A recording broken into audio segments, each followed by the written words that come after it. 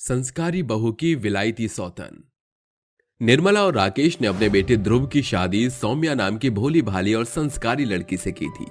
जहां ध्रुव पढ़ा लिखा लड़का था, वहीं सौम्या कम पढ़ी लिखी पर समझदार लड़की थी।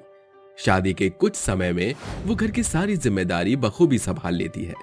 वो जब जब ध्रुव से बात करने की कोशिश करती तो ध्रुव उससे चिढ़ कर ही बात करता था।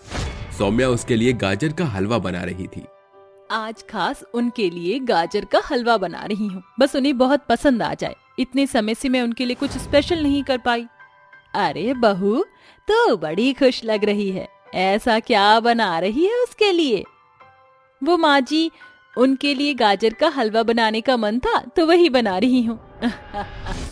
चलो अच्छी बात है, इसी बहाने हम भी खा लेंगे।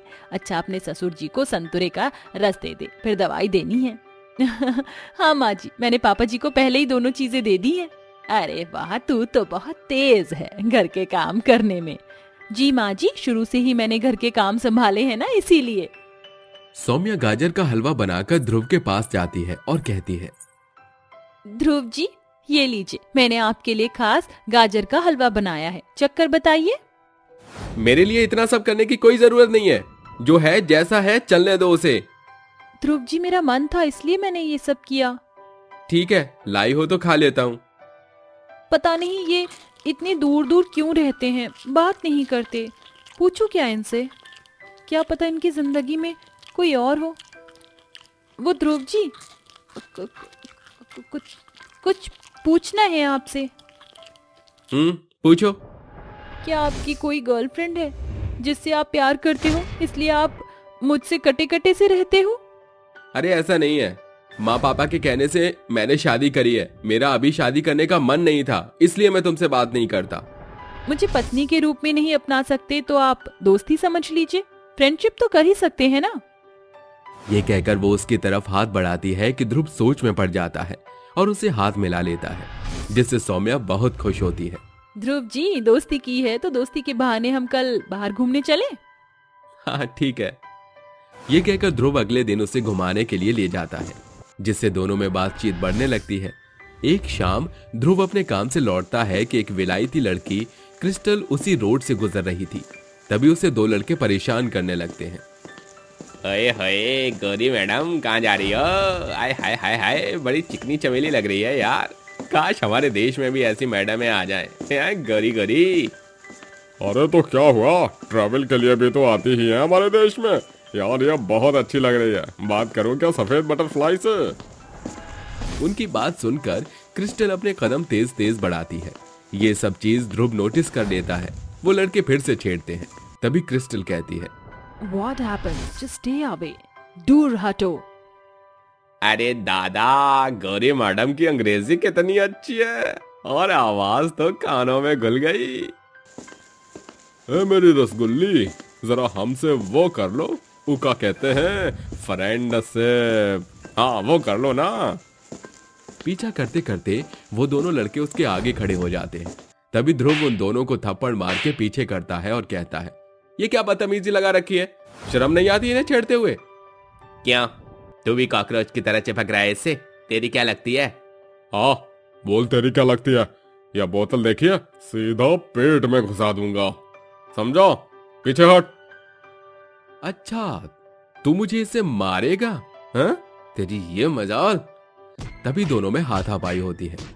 अबे तेरी इतनी क्यों किलस रही है? बीवी है तेरी? है बीवी है? नहीं बताना तेरा क्या रिश्ता है जो तू इतना मचल रहा है? हाँ, मेरी बीवी है। गुस्से में ध्रुव कांच की बोतल फोड़कर उससे अपना अंगूठा काटकर क्रिस्टल की मांग भर देता है। वो बिल्कुल शॉक्ड रह जाती है, जिसके बाद वो दोनों गुंडे चले जाते हैं और क्रिस्टल उससे घूरते हुए कहती है, शुक्रिया डा, मेरी जान बचाने के लिए। अरे वाह, आप हिंदी भी बोलती हैं। वैसे आप अकेली रहती हैं क्या? Are you alone in India? या राइट, मैं अकेली हूँ, बट आपने मुझसे शादी कर ली। मुझे माफ कीजिएगा, मैं ऐसा करना नहीं चाहता था, पर आपको बचाने के लिए उस वक्त मुझे कुछ नहीं सूझा। तभी मन ही मन दोनों एक दूसरे को चाहने लगते हैं। फिर मुलाकात करते हैं। ध्रुव अब क्रिस्टल के साथ वक्त बिताया करता था और धीरे धीरे उसने अपनी बीवी उसे स्वीकार कर ली थी। जिसके बाद क्रिस्टल कहती है, ध्रुव, अब मैं तुम्हारे बिना और यहाँ नहीं रह सकती। प्लीज मुझे अपने घर ले चलो। मैं अपने सास ससुर से मिलना चाहती हूँ। बट मैंने तुम्हें अपनी पत्नी के बारे में बताया था ना, प्यार तो मैं भी नहीं करता उससे, पर क्या तुम दोनों एक छत के नीचे रह लोगी? हाँ, मैं रह लूंगी ध्रुव। तुम्हारे बिना मेरा कोई और है भी तो नहीं। तभी ध्रुव क्रिस्टल को अपने साथ घर ले आता है, जहां सास ससुर और सौम्या ध्रुव के साथ फिरंगी लड़की को देखकर हक्के बक्के रह जाते हैं। और निर्मला कहती है, अब बेटा, ये फिरंगी लड़की कौन है? ध्रुव जी, आपके ऑफिस की मेहमान है क्या? अरे ये मेरी पत्नी और तुम्हारी सौतन है, फिरंगी सौतन। मुझे माफ करना सौम्या, पर कुछ हालातों में हमारी शादी हो गई थी और प्यार भी। क्या? बेटा, तू ये कैसे कर सकता है? तूने बहू का दिल दुखाया है। शादी के बाद दूसरी शादी की, मुझे तुझसे ये उम्मीद नहीं थी। क्या तू अपनी पत्नी के सामने उसकी सौतन को रखेगा? मुझे माफ कर दीजिए आप तीनों, पर मैं क्रिस्टल को अकेले नहीं छोड़ सकता।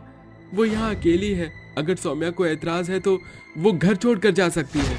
नहीं नहीं ध्रुव जी, मैं यहाँ से कहीं नहीं जाऊंगी। आप जानते हैं, एक बहू अपने ससुराल से तभी विदा लेती है जब उसकी अर्थी निकलती है। मैं जाऊंगी तो सिर्फ अर्थी पर ही जाऊंगी यहाँ से। अरे नहीं नहीं बहू, ऐसा मत बोल। ध्रुव बेटा, ये तूने क्या परिस्थिति पैदा कर दी। अरे इस फिरंगी का कोई भरोसा नहीं है ना। ये हमारी भाषा समझ सकती है, ना ही हम इसकी। हमारे आचरण भी नहीं समझ सकती। देख, साड़ी भी नहीं पहनी इसने तो। मम्मी जी, मुझे एक मौका दीजिए। मैं साड़ी और खाना बनाना, घर के काम करना भी सीख जाऊंगी। मुझे तो कुछ समझ नहीं आ रहा। अब तू ही भुगत ध्रुव। चलो निर्मला अंदर। तभी सास ससुर नाराज होकर अंदर चले जाते हैं, पर रोती हुई सौम्या बड़ी आदर सत्कार के साथ अपनी सौतन का गृह प्रवेश करवाती है और कहती है, भले ही तुम सौतन हो, पर मुझे इतने संस्कार हैं, इसलिए मैंने तुम्हारा गृह प्रवेश किया, क्योंकि तुम भी अब ध्रुव जी की पत्नी हो। Thank you Saumya. वक्त गुजरता है। इस तरह रोज सुबह उठकर संस्कारी सौम्या पूजा पाठ करती है और घर का खाना बनाकर सबको खुश रखती है। ये देखकर क्रिस्टल को भी ये सब करने का मन करता है और उसकी तरह सजने संवरने का भी। तो वो कहती है, सौम्या, मैं तुमसे एक बात कहना चाहती हूँ। मैं तुम्हारी कोई जगह नहीं लेना चाहती, बट तुम्हारी ये साड़ी पहनना और खाना बनाना सीखना चाहती हूँ, ताकि मम्मी जी पापा जी मुझसे खुश हो जाएं। तुम मेरी छोटी बहन हो, इस हिसाब से मैं तुम्हें मना कैसे करूं? तुम्हें जो भी सीखना है मैं तुम्हें सब कुछ सिखाऊंगी, साड़ी पहनना भी और खाना बनाना भी। संस्कार और अच्छे स्वभाव से परिपूर्ण सौम्या अपनी सौतन को खाना बनाना, साड़ी पहनना, यहाँ तक कि सिलाई करना भी सिखाती है, जिससे वो थोड़ा बहुत घर वालों का दिल जीतने लगती है। और पहली बार साड़ी में देखकर ध्रुव कहता है, अरे क्रिस्टल, तुमने साड़ी पहनी है, हमारी ट्रेडिशन अपनाया तुमने। हाँ, तुम कंफर्टेबल तो हो इसमें? या आई एम कंफर्टेबल। मैंने तो खाना भी खुद बनाया है आज, और पता है ये सब मुझे किसने सिखाया? सौम्या ने। She is very talented and beautiful. तुम उसे भी अपनी पत्नी के रूप में अपना लो, उसे भी तुम्हारे प्यार का हक है।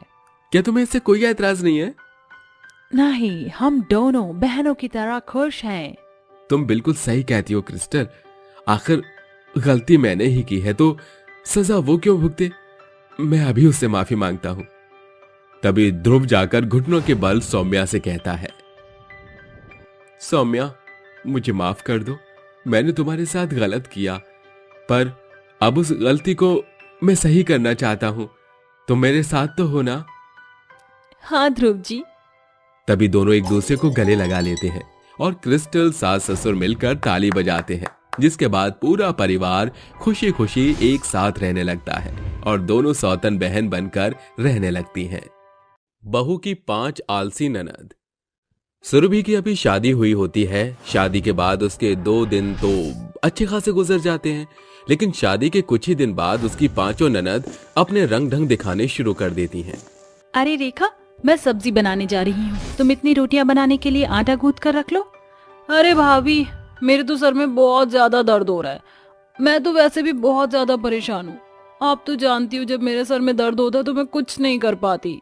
ऐसा कहकर रेखा अपने कमरे में चली जाती है, जिसके बाद सुरभि को अकेले ही सबके लिए खाना बनाना पड़ता है। ऐसे ही जब वो घर की सफाई कर रही होती है तो वो अपनी नंद ममता से कहती है, अरे ममता, मैं घर की साफ सफाई कर रही हूँ, थोड़े से कपड़े गंदे पड़े हैं, क्या तुम उन्हें धो दोगी? मुझे माफ करना भाभी, आज मेरी पार्टी है और अगर मैं कपड़े धोने में लग गई तो पार्टी में नहीं जा पाऊंगी, इसलिए आप अपने आप ही सारे कपड़े धो लेना। ऐसा कहकर ममता भी निकल जाती है, जिसके बाद सुरभि घर के सारे काम करके बहुत ज्यादा थक जाती है। तभी तानिया सुरभि के पास आती है और कहती है, अरे भाभी आप यहाँ बैठी हो और मुझे बहुत जोरों से भूख लगी है, जाओ मेरे लिए खाना ला दो। तानिया, मैं घर के सारे काम करके बहुत ज्यादा थक गई हूँ, तुम खुद क्यों नहीं ले लेती अपने लिए खाना? ठीक है, आप मुझे खाना नहीं दे रही हो तो कोई बात नहीं, अब मैं ये बात भैया से जरूर कहूंगी कि आप मुझे खाना भी नहीं देती हो।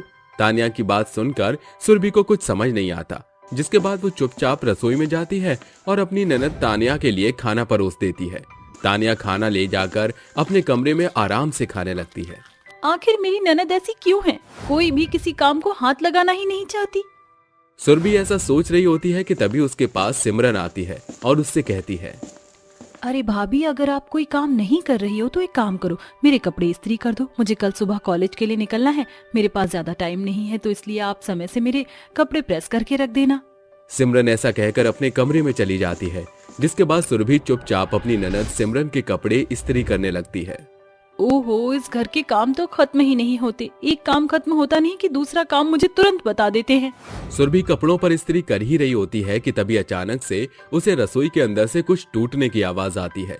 सुरभि तुरंत रसोई में जाती है और देखती है, हे भगवान, शनाया ये तुमने क्या किया? तुमने तो अचार की पूरी बरनी ही तोड़ दी, अभी कुछ दिन पहले ही मैंने ये अचार बनाया था। क्या करूं भाभी, मेरे पास इतनी लंबी हाइट नहीं है, मैंने कोशिश की कि मैं आराम से अचार की बरनी को उतार लूं, लेकिन गलती से ये बरनी अचानक से गिर गई। ऐसा कहकर शनाया पढ़ाई करने के लिए चली जाती है। वहीं दूसरी तरफ सुरभि अपना सिर पकड़कर बैठ जाती है। हे भगवान, एक तो अचार की बरनी तोड़ दी, ऊपर अब अचार की सफाई करके नहीं गई। आखिर इन सब का क्या करूं, मुझे तो कुछ समझ ही नहीं आता। ऐसे ही धीरे धीरे रोजाना का हो जाता है। अब सुरभि की पांचों ननद अपने सभी काम खुद न करके सुरभि से ही करवाने लगती हैं। एक दिन सुबह, अरे भाभी, कितनी देर हो गई है, जल्दी से मुझे नाश्ता बना कर दे दो, मुझे कॉलेज जाना है, कॉलेज के लिए बहुत देरी हो रही है। भाभी आप क्या कर रही हो, जल्दी से मेरे बाल बना दो, मैं कितनी देर से अपने बाल बनाने की कोशिश कर रही हूँ, लेकिन मेरे बाल बन ही नहीं रहे। इतने में वहाँ तानिया भी पहुँच जाती है। ये सब छोड़िए और पहले आप मेरा टिफिन पैक कर दीजिए, मुझे ऑफिस के लिए बहुत देरी हो रही है, अगर देर से ऑफिस जाऊंगी तो मेरा बॉस मुझे काम पर से निकाल देगा। अरे भाभी, ये क्या, आपने मेरे कपड़े आज इस्त्री नहीं किए, अब मैं क्या पहनूं?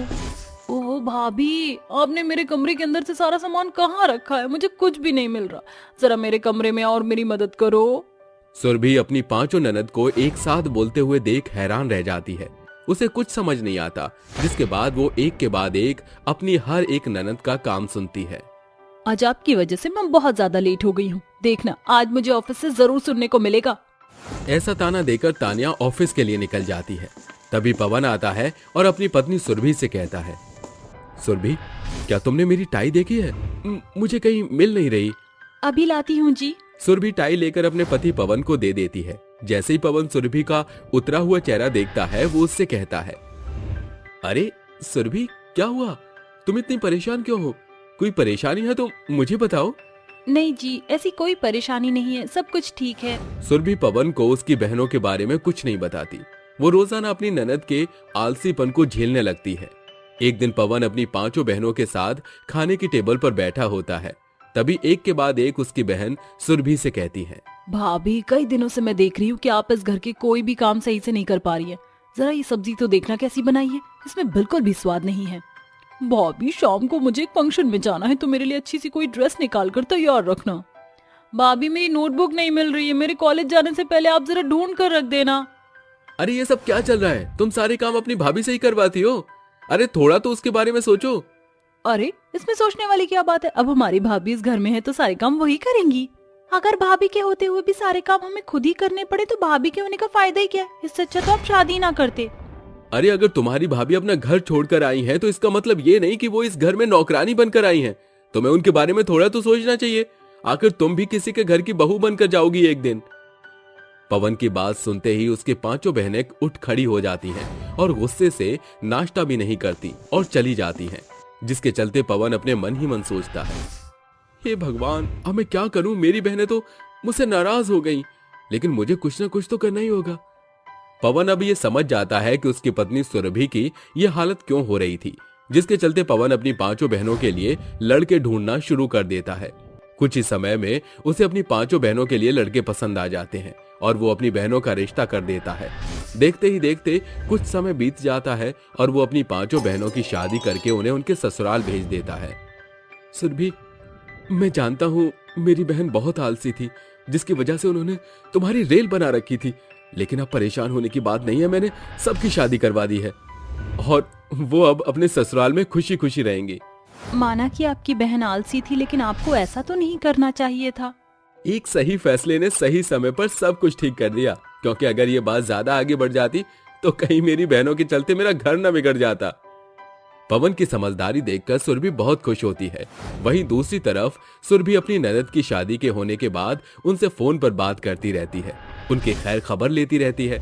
शादी के बाद उसकी 5 ननद को अपना ससुराल संभाल कर सीख भी मिल जाती है और वो सुरभि के साथ अच्छा बर्ताव करना शुरू कर देती हैं।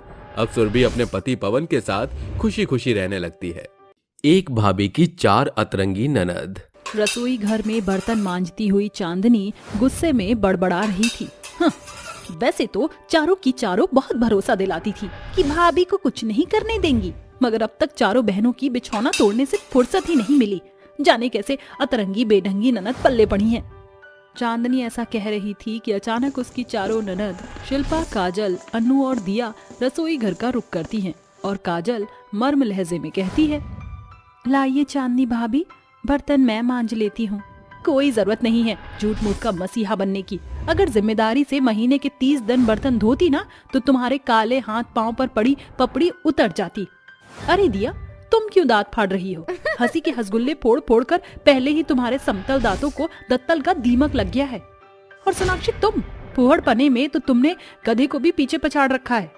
दिन भर पलंग पर जानवरों की तरह जुगाली कर करके गुब्बारे जैसी फूल गई हो, एक दिन फट जाओगी। और अन्नू, तुम जिराफ की जैसी कद हो गया है, मगर जिम्मेदारियों से पाला नहीं पड़ा। ये है रमा देवी की 4 बेटियां और चांदनी की 4 अतरंगी ननद। जहां काजल बेहद पक्के रंग की रही, वहीं शिल्पा बेहद भारी भरकम शरीर की लड़की और दिया दत्तल दांत बिना बात के भी चमकते रहते। फिर तो वहीं अन्नू कद से बेहद लंबी। ये देखकर चांदनी अक्सर उन्हें खरी खोटी सुनाती, बावजूद इसके चारों बहनों के कानों पर जूं तक नहीं रेंगती। भाभी, आप तो जानती हैं कि हम आपकी किसी भी बातों का बुरा नहीं मानते, और अगर मेरा वजन घटना ही होता तो आपके इतने सारे ताने बाने सुनकर कुछ तो फर्क पड़ता ना। बस करो शिल्पा, इस घड़ी में मजाक के मूड में नहीं हूँ, समझी? भाभी, किसी ने आपको बताया क्या? आप गुस्से में बहुत ही लाजवाब लगती हैं। बस बस, तुम बहनों की बटरिंग बातें तुम्हारी भाभी भली तौर से समझती बूझती है। भाभी, आप चाहे हमको जो मर्जी कह लो, हम बुरा नहीं मानेंगे, क्योंकि ननद भाभी का नाता तो नोक झोंक का ही होता है। चारों बहनें चांदनी के साथ मिलकर खाने की तैयारियों में जुट जाती हैं। तभी शिल्पा दूर जाकर बैठ जाती है। ये देखकर चांदनी शिल्पा को ताना मारते हुए कहती है, क्या बात है हमारी शिल्पा रानी तो मिनट भर में ही थक मांद कर थस्करी मारे बैठ गई हैं। कहो तो चारे का गोता लगा दूं? अगर भाभी मुझसे घास फूस नहीं खाया जाता, चारे की जगह कुछ चटपटा मिल जाता तो मजा आ जाता। शिल्पा को चटपटा खाने का मन है, कहो तो एक धुआंधार चांटा लगा दूं। तुम्हारी दशा उस भैंस की तरह है जिसके आगे कितनी भी बातों का बीन बजा लो, वह पगुराई करने से बाज नहीं आती। भाभी, कहीं मैं मटरू की बिजली तो नहीं? मेरी मती मारी गई जो मैं तुम अतरंगी ननद में बदलाव लाना चाहती हूँ। थोड़ी देर में चांदनी मेज पर खाना लगाती है, तभी चारों ननद टेबल बजाते हुए कहती हैं, खाना दो, खाना दो। ये क्या बचकानी बुद्धि है? क्या बात है बहू, तेरा चेहरा लाल पीला क्यों है? माँ जी, इन चारों ननद ने मेरी नाक में दम कर दिया है। देखिए इनकी बिगड़ी सूरत को। ऐसे में कौन सा भला मानुष इन प्राइमेट प्राणियों को अपने घर में पनाह देना चाहेगा? चारों में से कोई भी पूरी तरह से परफेक्ट नहीं। ऐसे ही दिन बीत जाते हैं। बावजूद इसके चांदनी की चारों ननद अपनी कमी पर ध्यान नहीं देती, जिसके चलते उनका भेष और भद्दा होता चला जाता है। एक शाम चांदनी अपनी चारों ननद के साथ बैठी हुई चाय की चुस्कियां ले रही थी। तभी अन्नू कहती है, वैसे चांदनी भाभी आप तो बला की खूबसूरत हैं और वेद भैया आपके सामने फीके से हैं। ये देखकर भी आपने शादी के लिए हाँ क्यों की? सच पूछो तो मुझे वेद पसंद नहीं थे, मगर मैं बेहद गरीब घर की बेटी हूँ। मेरे बाबूजी के पास देने को इतना दहेज नहीं था कि वह मुझे ऊंचे खानदान में ब्याहें, इसलिए मेरा और वेद का संजोग मिल गया।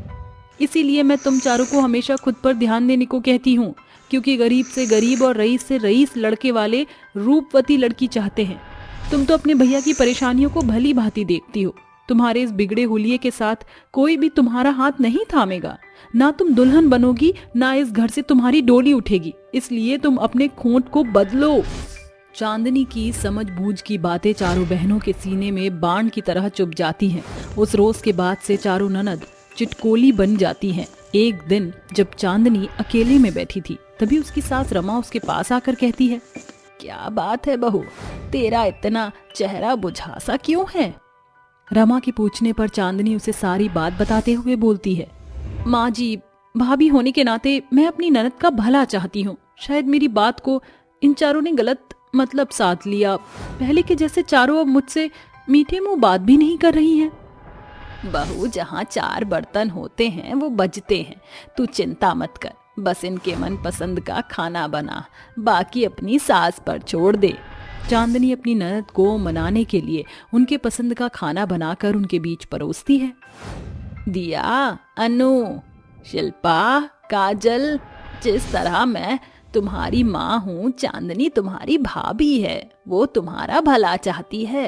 मेरी बच्चियों, वो तुम्हारा बुरा नहीं चाहती, बल्कि तुम बहनों का घर बसते देखना चाहती है। चांदनी की भीगी पलकें देखकर चारों बहनों का दिल पसीज जाता है, जिसके बाद वह शादी के लिए हामी भरती हैं और कुछ ही दिनों बाद चंपा अपने बेटे अनुज के साथ उनके घर आती है। क्या हुआ आंटी जी, कोई परेशानी है क्या? जब से आप आई हैं बस दीवारें देख रही हैं। अरे बेटी, जब तक लड़की नहीं आएगी तो नजर तो दीवारों पर जाएगी। आंटी जी, मेरी चारों ननद तो आपके सामने खड़ी हैं। हैं? ये लड़कियां हैं? अरे एक पल को खोटा सिक्का चल जाएगा मुझे। बहू चाहिए, बला नहीं। जयराम जी की। चल अनुज। अरे आंटी जी, इन चारों में से किसी एक को तो चुन लीजिए। एक नजर मेरी चौथी ननद अनु पर डालकर देखिए। अरे इसने तो कद काठी में बच्चन साहब को भी कतार में पछाड़ दिया। अरे इन्हें ब्याह से ज्यादा बदलाव की जरूरत है। एक का रंग इतना पक्का तो ये भैंसिया एक बार जहाँ थस्करी मार कर बैठ जाए तो 4 जन लगेंगे उठने में। अरे घर के खत्ते खाली हो जाएंगे इसका पेट भरते भरते। और ये दत्तल तो सबसे एंटीक पीस है। मेरी मानो तो इन चारों को खच्चर के खूंट से बांध दो। चंपा के मुंह से हंसी उड़ते देखकर चांदनी की चारों ननद की आंखों से आंसू छलक जाते हैं। ये देखकर चांदनी बादल की तरह गरज उठती है। बस, बहुत बड़बोली बन चुकी आप। वो रहा दरवाजा, जाइए यहाँ से। उसके जाते ही चांदनी अपनी ननद से कहती है, देखा, आज अगर शुरू से तुम चारों ने मेरी बात मानकर अपने रूप को संवारने निखारने पर ध्यान दिया होता तो आज लड़के वाले न तुम्हारे ठट्टा उड़ाते और न ठुकरा कर जाते। भाभी, अब से हम चारों आपकी बात मानेंगी। अब से मैं कम हंसूंगी। हाँ भाभी, मैं भी अपने खाने पर कंट्रोल करूंगी और अपने बढ़ते वजन पर ध्यान दूंगी। मगर भाभी, मैं अपना कद कैसे घटाऊंगी? तुम्हें खुद को कम करने की जरूरत नहीं अनु, तुम ठीक हो। बस अपने पतलेपन को भरने के लिए खान पान बढ़ाओ। और काजल, तुम अब से तुम्हें रोजाना मेरा बनाया हल्दी चंदन का लेप लगाना होगा, वो भी बिना भौं सिकोड़े। हम तैयार हैं भाभी। उस रोज के बाद से चांदनी की चारों अतरंगी ननद फुहड़ पने का चोला उतार कर फुर्ती का फेटा बांधे मेहनत करती हैं। जहां शिल्पा सुबह सवेरे जॉगिंग करती और सलाद खाती, वहीं काजल खुद से लेप बनाकर लगाती और अनु अपने खाने की मात्रा को बढ़ाती है। वहीं चांदनी अपनी दत्तल ननद दिया का डेंटल स्पेशलिस्ट डॉक्टर से जांच पड़ताल कराती है। और बीतते समय के साथ चांदनी अपनी अतरंगी ननद को खूबसूरती के ढांचे में ढालने में महारत हासिल करती है, जिसके बाद उन चारों की शादी बेहतरीन परिवार में हो जाती है। तो ये थी एक भाभी की 4 अतरंगी ननद की कहानी।